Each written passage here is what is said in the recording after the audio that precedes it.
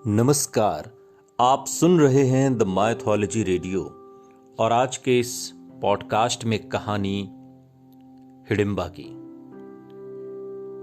हिडिंबा महाभारत काल का वो किरदार जिसकी चर्चा बहुत कम होती है। महाभारत काल में वनवास के समय जब पांडवों का घर लाक्षागृह जला दिया गया तो विदुर के परामर्श पर वो वहां से भागकर एक दूसरे वन में गए। आज वहां कुल्लू मनाली नाम की जगह है हिमाचल प्रदेश में। यही वो जगह है जहां पर भागकर पांडव गए थे, जहां पीली आंखों वाला हिडिंब राक्षस अपनी बहन हिडिंबा के साथ एक गुफा में रहता था। संयोग से पांडव उस वन में विश्राम के लिए उसी गुफा के आसपास रुके और मानवों की गंध मिलने पर उसने पांडवों को पकड़ लाने के लिए अपनी बहन हिडिंबा को भेजा ताकि वो उन्हें अपना भोजन बना सके और अपनी क्षुधा पूर्ति कर सके। वहां पर हिडिंबा ने पांचों पांडवों सहित उनकी माता कुंती को देखा और वो उन्हें मारने के लिए दौड़ी और सभी भाई और माता कुंती चूंकि गहरी नींद में थे और भीम वहां पर पहरेदारी कर रहे थे क्योंकि एक की ड्यूटी पहरेदारी पर होती थी। भीम ने जैसे ही आहट सुनी और देखा कि एक राक्षसी अपने हाथ में कटार लिए दौड़ी आ रही है तो भीम ने उसे रोका और पूछा कि हे सुंदरी, तुम कौन हो और इस रात्रि में इस भयानक वन में अकेली क्यों घूम रही हो? भीम के प्रश्न के उत्तर में हिडिंबा ने कहा कि हे नरश्रेष्ठ, मैं हिडिंबा नाम की राक्षसी हूं। हिडिंबा ने कहा कि मानव, मैं देवी नहीं राक्षसी हूं, मैं नरमांस खाती हूं। मेरे भाई ने मुझे भोजन ढूंढने के लिए भेजा है। यह मेरा राक्षसी धर्म है कि मैं आप सबको मारकर अपने भोजन की व्यवस्था करूं। भीम कुछ देर सोचते हुए कि अगर मैं युद्ध करूंगा तो स्त्री से युद्ध करना शोभा नहीं देता और मेरे भाइयों और माता के नींद में खलल भी पड़ेगा, तो कुछ करना होगा। बोले कि हे देवी, आप बिल्कुल सही हैं, लेकिन मैं बस इतना जानना चाहता हूं कि इतनी सुंदर होकर भी आप ऐसे वन में कैसे रहती हो? कभी खुद को देखा है इस रूप की ऐसी दशा? हिडिंबा कहती है कि मेरे भाई ने मुझे आप लोगों को पकड़ कर लाने के लिए भेजा है, किंतु मेरा हृदय आप पर आसक्त हो गया है तथा मैं आपको अपने पति के रूप में प्राप्त करना चाहती हूं। मेरा भाई हिडिंब बहुत दुष्ट और क्रूर है, किंतु मैं इतना सामर्थ्य रखती हूं कि आपको उसके चंगुल से बचाकर सुरक्षित स्थान पर पहुंचा सकूं। भीम इस तरह उसको समझाते और बहलाते और हिडिंबा भी भीम की बातों और रूप पर मोहित हो जाती है।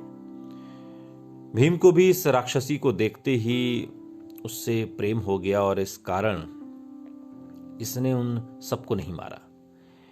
इधर अपनी बहन को लौट कर आने में विलंब होता देखकर हिडिंब उस स्थान पर पहुंचा जहां पर हिडिंबा भीमसेन से बातचीत कर रही थी। हिडिंबा को भीमसेन के साथ प्रेम पूर्वक बात करते हुए देखकर हिडिंब क्रोधित हो गया और हिडिंबा को दंड देने के लिए उसकी ओर झपटा। ये देखकर भीम ने उसे रोकते हुए कहा, रे दुष्ट राक्षस, तुझे स्त्री पर हाथ उठाते लज्जा नहीं आती? यदि तू इतना ही वीर और पराक्रमी है तो मुझसे युद्ध कर। और इतना कहकर भीमसेन ताल ठोंक कर उसके साथ मल्ल युद्ध करने लगे। कुंती और अन्य पांडवों की भी नींद खुल गई। वहां पर भीम को एक राक्षस के साथ युद्ध करते तथा एक रूपवती कन्या को खड़ी देखकर कुंती ने पूछा, पुत्री, तुम कौन हो? हिडिंबा ने सारी बात बता दी।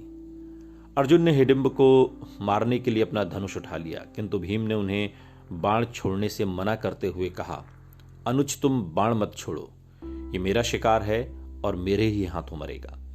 और इतना कहकर भीम ने हिडिंब को दोनों हाथों से पकड़कर उठा लिया और उसे हवा में कई बार घुमाकर इतनी जोर से जमीन पर पटका कि उसके प्राण पखेरु उड़ गए। हिडिंब के मरने पर वे लोग वहां से प्रस्थान करने की तैयारी करने लगे। इस पर हिडिंबा ने कुंती के चरणों में गिरकर प्रार्थना की, हे माता, मैंने आपके पुत्र भीम को अपने पति के रूप में स्वीकार कर लिया है। आप लोग मुझे कृपा करके स्वीकार कर लीजिए। यदि आप लोगों ने मुझे स्वीकार नहीं किया तो मैं इसी क्षण अपने प्राणों का त्याग कर दूंगी। हिडिंबा के हृदय में भीम के प्रति प्रबल प्रेम की भावना देखकर युधिष्ठिर बोले, हिडिंबे, मैं तुम्हें अपने भाई को सौंपता हूं, किंतु ये केवल दिन में तुम्हारे साथ रहे और रात्रि में हम लोगों के साथ रहेगा। हिडिंबा इसके लिए तैयार हो गई और भीमसेन वहां आनंद पूर्वक जीवन व्यतीत करने लगे। 1 वर्ष व्यतीत होने पर हिडिंबा का पुत्र उत्पन्न हुआ।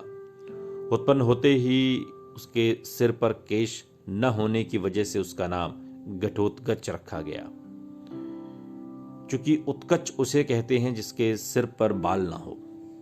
यह अत्यंत मायावी निकला और जन्म लेते ही बड़ा हो गया। हिडिंबा ने अपने पुत्र को पांडवों के पास ले जाकर कहा कि यह आपके भाई की संतान है, अतः ये आप लोगों की सेवा में रहेगा। इतना कहकर हिडिंबा वहां से चली गई। घटोत्कच श्रद्धा से पांडवों तथा माता कुंती के चरणों में प्रणाम करके बोला, अब मुझे मेरे योग्य सेवा बताएं। उसकी बात सुनकर कुंती बोली, तू मेरे वंश का सबसे बड़ा पौत्र है, समय आने पर तुम्हारी सेवा अवश्य ली जाएगी। इस पर घटोत्कच ने कहा, आप लोग जब भी मुझे स्मरण करेंगे मैं आप लोगों की सेवा में उपस्थित हो जाऊंगा। इतना कहकर घटोत्कच वर्तमान समय में आज जहां पर उत्तराखंड है वहां पर चला गया। हिडिंबा ने महाभारत के युद्ध में अपने पुत्र घटोत्कच और नाती बर्बरीक का बलिदान कर दिया और खुद अकेले जंगल में जीवन बिताती रही। हिडिंबा को लेकर बहुत कम जानकारी हमारे सामने आती है, लेकिन आज भी हिमाचल प्रदेश के मनाली, जो कि एक पहाड़ी स्टेशन है, वहां पर हिडिंबा देवी का मंदिर है, जिसे हिडिंबा मंदिर के रूप में जाना जाता है। यह हिडिंबा देवी को समर्पित एक प्राचीन गुफा मंदिर है और नवरात्रि के दौरान देश भर में सभी हिंदू देवी दुर्गा की पूजा करते हैं, लेकिन मनाली के लोग हिडिंबा देवी की पूजा करते हैं। और ये माना जाता है कि मनाली का जो एरिया है, यहाँ के जो जंगल हैं, यही दरअसल हिडिंबा का क्षेत्र था, यहीं पर हिडिंबा रहती थी। सुनते रहिए द माइथोलॉजी रेडियो, सुनता है सारा इंडिया।